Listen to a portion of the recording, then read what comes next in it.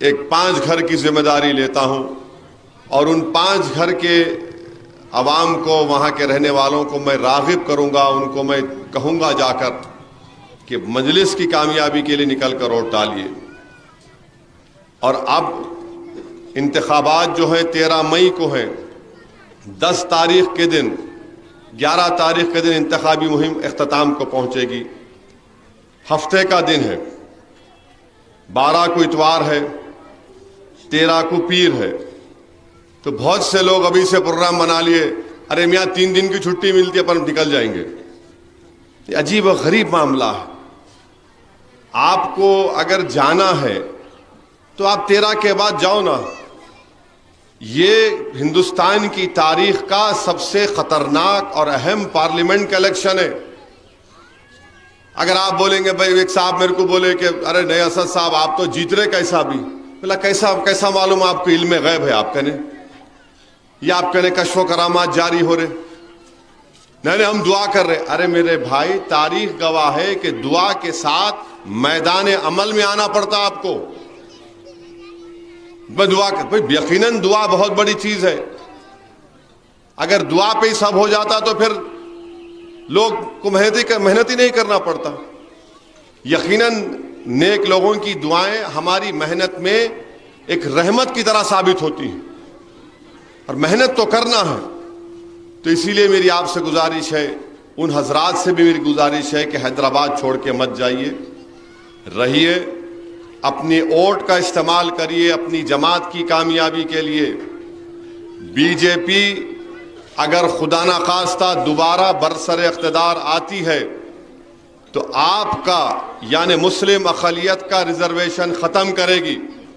Reservation ख़त्म होगा तो जो गवर्नमेंट के medical, engineering, MBA, MCA colleges में जो एडमिशन मिलता 4% का ख़त्म करेगी। नौकरियां मिलती है कांस्टेबल की, ख़त्म हो जाएंगी। बीजेपी अगर दोबारा इख्तिदार पर आएगी तो इस मुल्क में यकसां सिविल कोड को नाफिज करेगी। यकसां सिविल कोड क्या है? उत्तराखंड एक रियासत है जहां पर बीजेपी इख्तिदार में है, वहां पर उन्होंने इस कानून बना दिया, और वो कानून ये कहता है कि मुसलमान शादी करेगा तो स्पेशल मैरिज एक्ट के तहत करेगा, यानी निकाह से शादी नहीं होगी। शादी कैसी होती मुसलमान में? काजी साहब आते, खुद में निकाह होता, गवाह होता, फिर लिखते कि महर मौज्जल होगा, क्या होगा। अब महर भी नहीं दे सकते आप दुल्हन को, ये बीजेपी ने किया है। और अगर शादी को छोड़ना है, तलाक है या खुला है, तो सब खत्म उत्तराखंड में। ये बीजेपी करना चाहती है पूरे मुल्क में। मेरी बात को गहराई से सोचिए आप। बीजेपी भारत के आइन को, कॉन्स्टिट्यूशन को खत्म करना चाहती है। जो दलित भाइयों को रिजर्वेशन मिल रहा उसको खत्म करना चाहती है। बैकवर्ड क्लास के जो लोगों को रिजर्वेशन मिल रहा उसको खत्म करना चाहती है।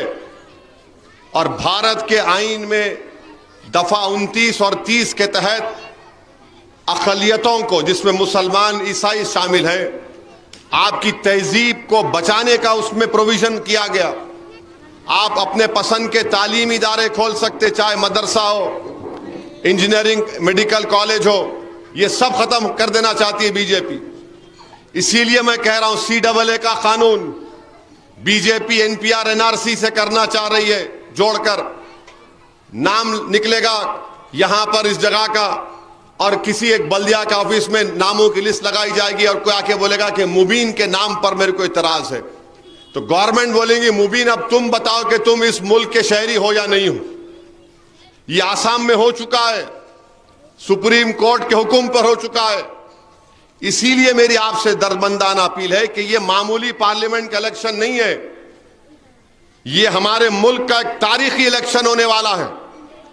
अगर आप लोग काहली और कोताही का शिकार होंगे और उस वक्त खुदा ना खास्ता ये माहौल पैदा होगा, तो तब जाके एक आधी प्याली कप चाय, उस्माना बिस्किट लेके, नहीं मियाँ असद साहब बोले थे, अपन यकीन नहीं करें, देर हो जाएगी।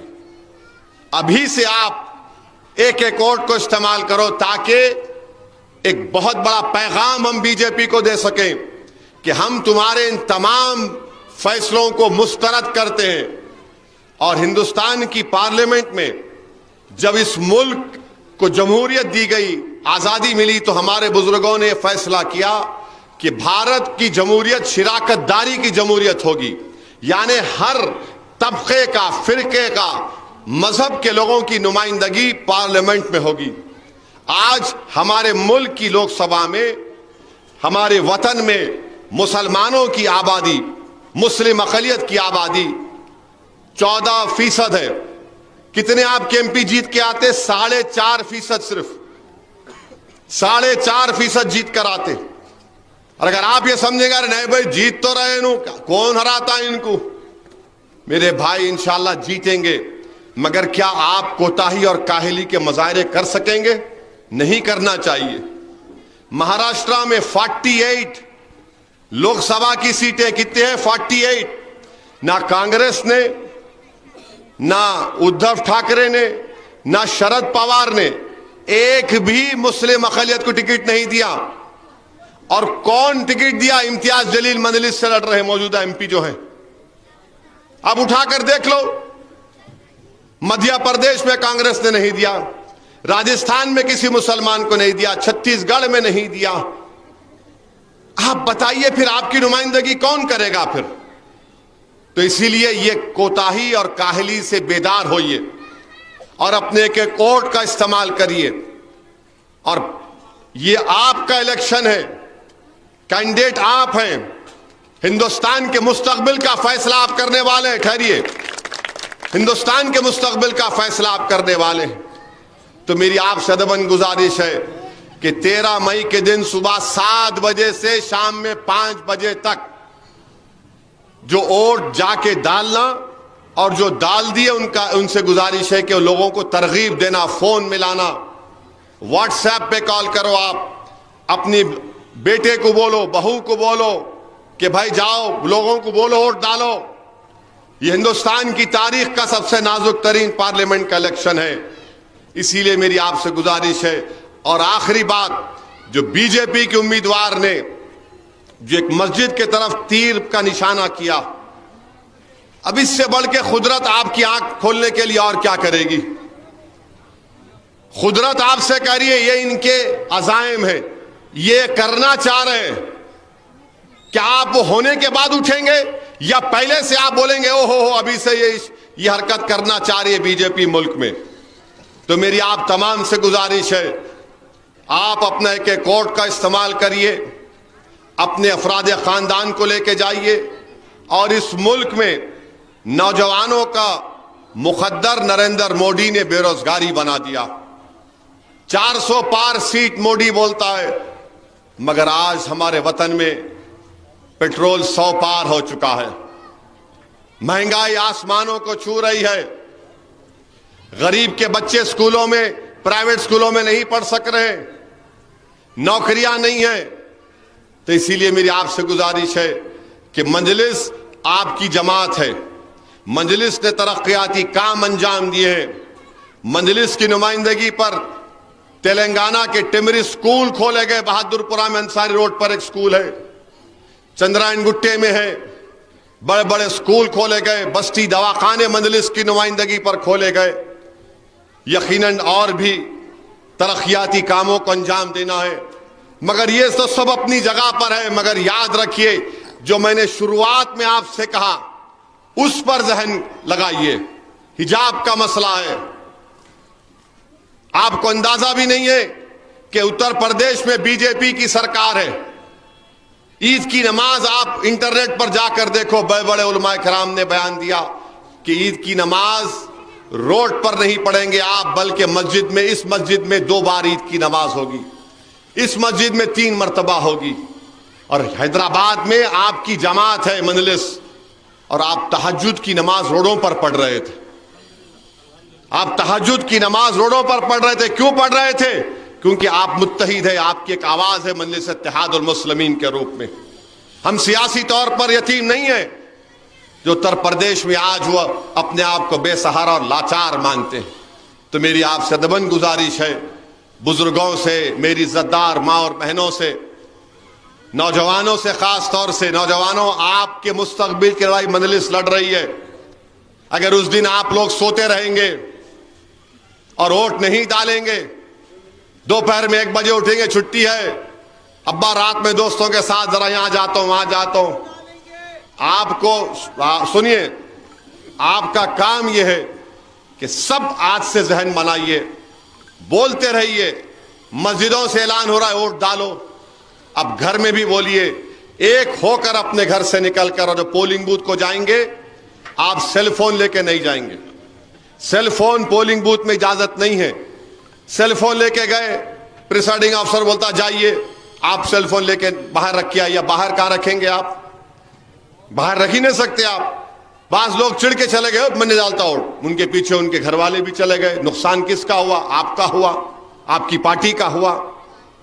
अंदर जाइए, पतंग के निशान पर बटन दबाइए और खूब दुआ करिए कि अल्लाह हमारे वतन अजीज को बचा ले, अल्लाह भारत को बचा ले। ये तमाम नापाक मंसूबे जो बना रहे, अल्लाह अपने फजल और करम से नबी करीम सल्लल्लाहु अलैहि वसल्लम के सदक़े तुफ़ैल में इन तमाम नापाक अज़ाइम को अल्लाह इनको ख़त्म कर दे, इन ताकतों को अल्लाह फना कर दे। तो और निकलिए, वोट डालिए। और हमारी माँ और बहनों से अपील करूंगा, मैं दौरे कर रहा हूं, हर अम्मा में बुजुर्ग हमारी माँ बोल रही, अरे बाबा उसको हटाओ ना, उसको हटाओ। आज तालाब कट्टे में था तो हमारी एक माँ बोली, अरे उसके मुंह में कीड़े पड़ो। मैं बोला अम्मा ऐसा बोले तो नहीं पड़ते। बोले क्या करना है? बोला बटन दबाओ, बटन दबाओ, एक बार उस पर मट्ठी पड़ो। नहीं होता। बोला मैं बटन दबाओ, बटन दबाए वोट डाले तो सब होता, खाली जबान से बोल दिए तो नहीं होता मेरे भाई। तो आपको अमल करना पड़ेगा। 1,05,000 से ज्यादा वोट इंशाअल्लाह ताला बहादुरपुरा से मंजलिस को आपको दिलाना पड़ेगा। और ये जिम्मेदारी पूरे अराकीन बल्दिया की भी होंगी। आप लोग, आपकी मेहनत, अगर आप मेहनत करेंगे तो यकीनन ये टारगेट को हम अचीव करेंगे। और अगर ये हम अचीव करेंगे तो यकीनन इसका फायदा आपको ही होगा। दोबारा आप बता सकेंगे कि आपने अपने वार्ड में, डिवीजन में ये काम करके दिखाया। तो हम सबको मिलकर काम करना है। मैं यही कहते आप सुरक्षित होगा। मुझे इजाजत दीजिए, मुझे यहां से डबीलपुरा दरवाजे से फिर ओल्ड मलकपेट जाना है। रास्ते में जगह दे दीजिए ताकि जल्दी से मैं पहुंच सकूं।